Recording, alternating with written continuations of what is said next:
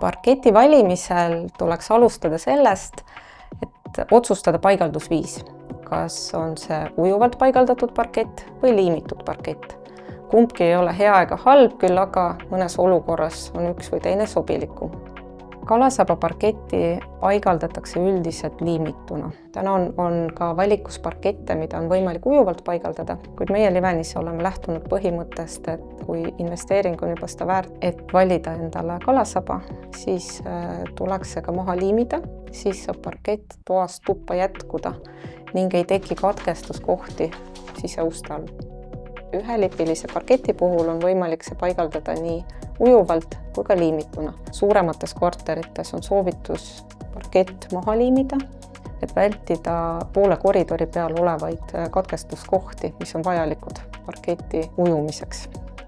Ujuva parketi puhul katkestatakse see siseuste all ning paigaldatakse sinna kas liist või lävepakk. Parketi tooni valikul tuleks lähtuda kogu uue kodu tervikkontseptsioonist. Küll aga siin saab ka mõtestada natukene neid toone. Eestis on kõige levinum valik tamme parkett ning tooni valikutest siis heledam tamm või kollane tamm. Liveni kodudes näeb päris tihti ka tumedat parketti. Aga miks siis valitakse meie kliimas kõige rohkem heledat ja naturaalset parketti?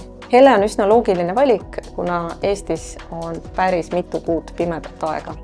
Ja isegi maast algavate suurte akende puhul me ihaleme seda valgust rohkem. Seetõttu paljud valivadki endale heleda parketi. Ja kollane on kõige klassikalisem.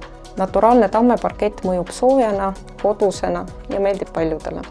Tumeda parketi puhul võib saada üpris ägedaid siseviimistluslahendusi, küll aga tuleks vaadata, kui palju päikest teie tulevane kodu saab.